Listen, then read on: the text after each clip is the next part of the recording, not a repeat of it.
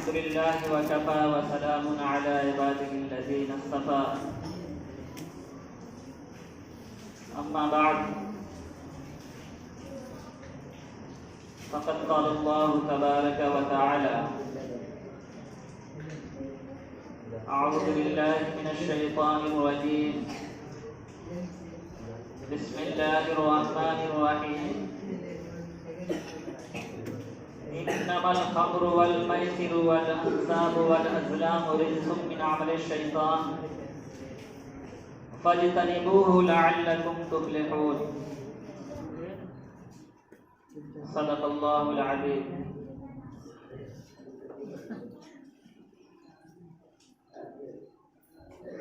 محترم حضرات، میرے دینی بھائیوں اور عزیز بچوں،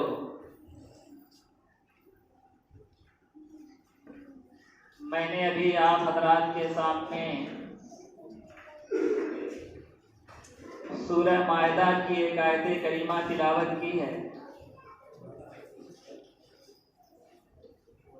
انشاءاللہ تعالی اسی آیت کی روشنی میں کچھ باتیں آپ حضرات کے سامنے عرض کرنی ہے۔ اللہ تعالیٰ سے دعا ہے کہ جو بھی باتیں کہی اور سنی جائیں ان باتوں پر کہنے اور سننے سے زیادہ عمل کرنے کی توفیق عنایت فرمائے۔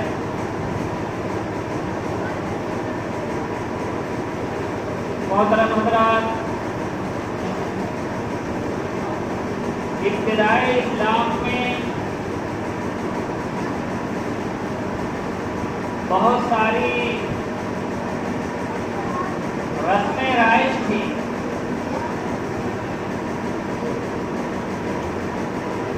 جن میں سے ایک بری رسم یہ تھی کہ لوگوں کے اندر شراب نوشی کی عادت عام تھی۔ شراب نوشی لوگوں کی گھٹی میں رچی بسی تھی۔ لوگوں کے گھروں میں شراب بنائے اور پیے جا رہے تھے،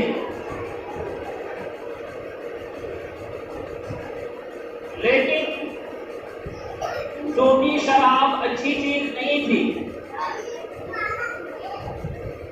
اس کے بہت سارے نقصانات تھے، اس لیے اللہ تعالیٰ نے شراب نوشی کو حرام قرار دیا۔ لیکن اللہ تعالیٰ نے جو شراب کو حرام کیا وہ ایک بارگی حرام نہیں کیا، بلکہ بتدریج دھیرے دھیرے۔ کہ اولاً تو اللہ تعالیٰ نے شراب کی قباحت لوگوں کے ذہنوں میں بیٹھائی، اور اس کے بعد شراب کو خاص نماز کے وقت اللہ تعالیٰ نے حرام قرار دیا۔ پھر تیسری مرتبہ اللہ تعالیٰ نے ہر وقت کے لیے شراب کو پینا حرام قرار دیا۔ چنانچہ روایات کے اندر آتا ہے کہ حضرت عمر رضی اللہ تعالیٰ عنہ اور بعض دیگر صحابہ اللہ کے نبی کی خدمت میں حاضر ہوئے اور آپ کے سامنے شراب کی قباحت کا تذکرہ ہوا، تو صحابہ نے اللہ کے نبی سے پوچھا کہ شراب کے بارے میں کیا حکم ہے؟ تو اس میں موقع پہ شراب کے متعلق سب سے پہلے سورہ بقرہ کی آیت نازل ہوئی، یسألونک عن الخمر والمیسر قل فیہما اثم کبیر ومنافع للناس واسمہما اکبر من نفعہما۔ کہ وہ لوگ آپ سے شراب اور جوئے کے بارے میں پوچھتے ہیں، آپ کہہ دیجئے کہ ان میں نقصان زیادہ ہے اور کچھ فائدہ بھی ہے لوگوں کے لیے، لیکن فائدے سے زیادہ نقصان ہے۔ قرآن کی آیت کے اندر اللہ تعالیٰ نے لوگوں کو اس شراب کی قباحت کو بتایا۔ چنانچہ اس آیت کے نازل ہونے کے بعد ابھی شراب بالکل یہ حرام نہیں ہوا، ہاں اس کی برائی اور قباحت کو اللہ نے اس آیت کے اندر بیان فرمایا۔ تو اس آیت کے نازل ہونے کے بعد بہت سے لوگوں نے شراب پینا چھوڑ دیا، لیکن کچھ لوگ پیتے رہے۔ اس کے بعد ایک واقعہ پیش آیا۔ حضرت عبد الرحمن بن عوف رضی اللہ تعالیٰ عنہ جو مشہور صحابی ہیں،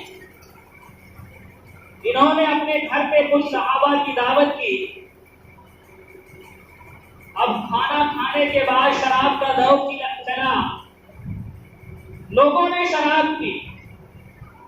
اسی دوران مغرب کی نماز کا وقت ہو گیا،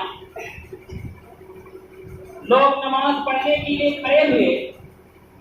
حضرت علی رضی اللہ تعالیٰ عنہ نے صحابہ کو نماز پڑھائی، جو کہ شراب کا نشہ تھا۔ سورہ کافرون آپ نے پڑھی اور غلط پڑھ دی۔ اس کے بعد پھر قرآن کی سورہ نساء کی آیت نازل ہوئی، یا ایھا الذین آمنوا لا تقربوا الصلاۃ وانتم سکارى حتی تعلموا ما تقولون، کہ اے ایمان والو تم نماز سے قریب مت جاؤ اس حال میں کہ تم نشے میں ہو، یہاں تک کہ تمہیں معلوم ہو جائے جو تم کہتے ہو۔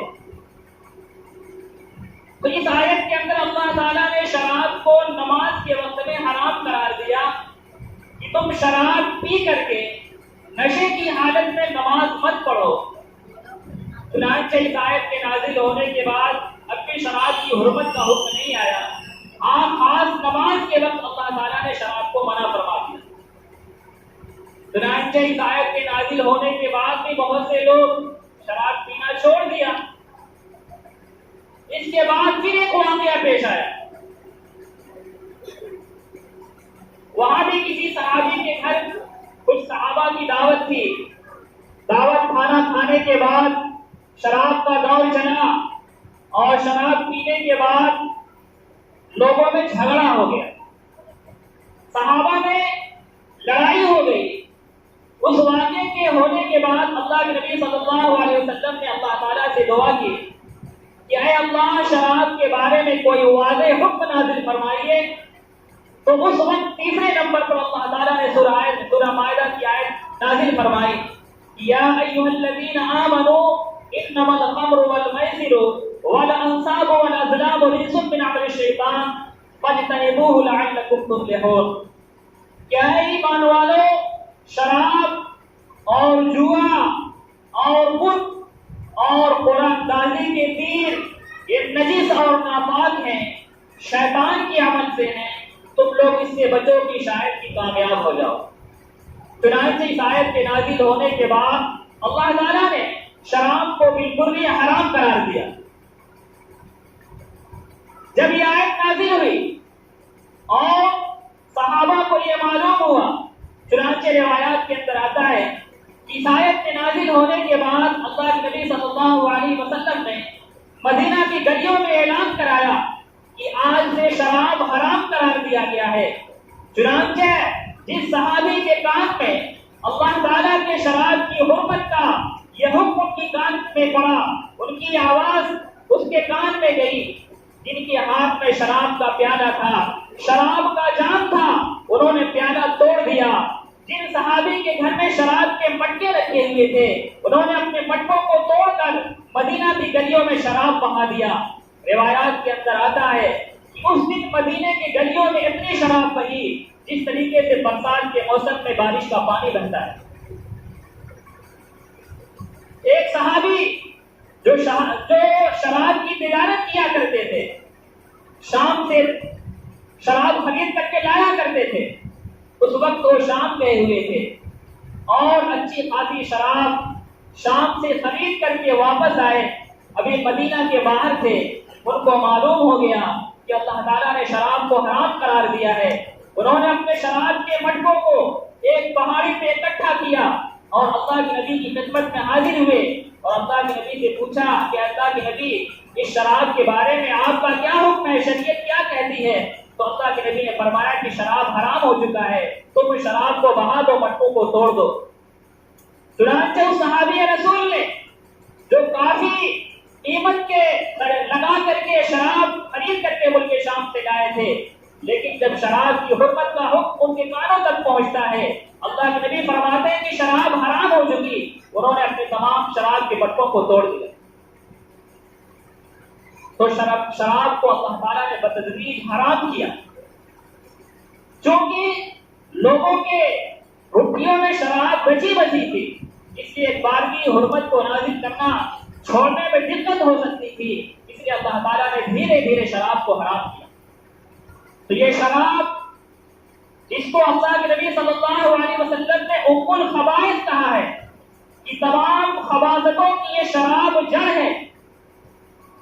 جس طریقے سے شراب کا اثر انسان کی عقل پہ پڑتا ہے، شراب کو عربی میں خمر کہا جاتا ہے، خمر کے معنی آتا ہے چھپانا، تو شراب کو شراب اسی وجہ سے کہا جاتا ہے کہ جب آدمی شراب پیتا ہے تو اس کی عقل پہ پردہ پڑ جاتا ہے، اس شراب کے نشے میں آدمی کیا کر جائے گا آدمی سوچ بھی نہیں سکتا۔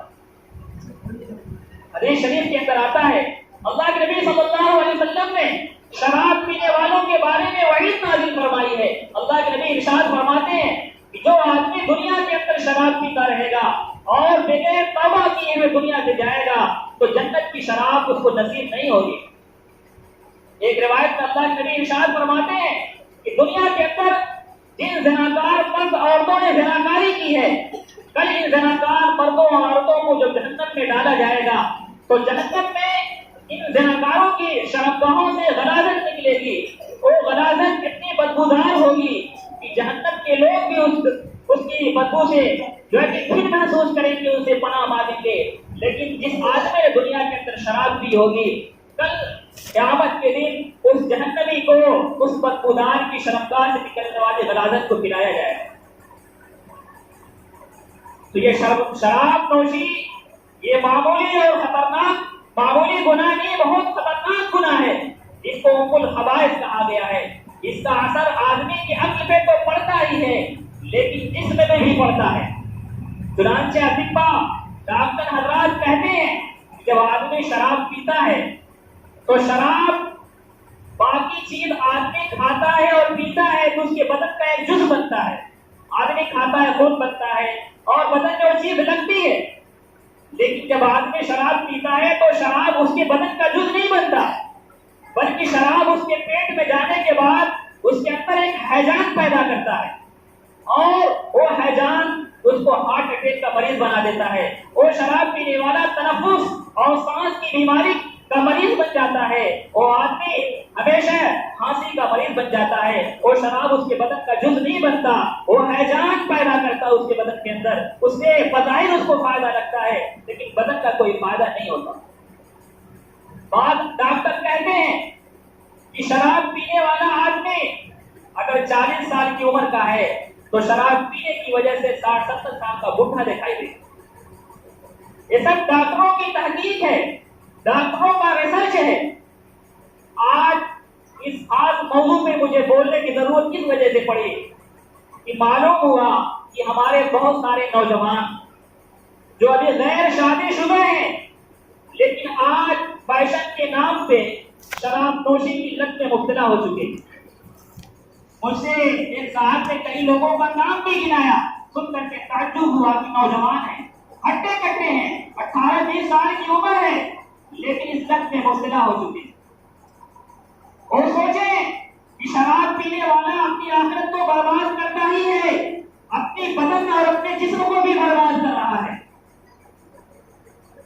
اور آدمی اگر جنت میں چلا بھی جائے تو جنت کے اندر اس کو جنت کی شراب نہیں پلائی جائے گی، اور جب جہنم میں اس گناہ کے جرم میں ڈالا جائے گا تو زناکار مرد عورت کی شرابگاہ سے نکلنے والی غلاظت اس کو پلائی جائے گی، جس غلاظت کی بدبو کی وجہ سے جہنمی بھی پناہ مانگے گا اور اس کو پلایا جائے گا۔ اس کے شراب نوشی کی لت انتہائی خطرناک ہے۔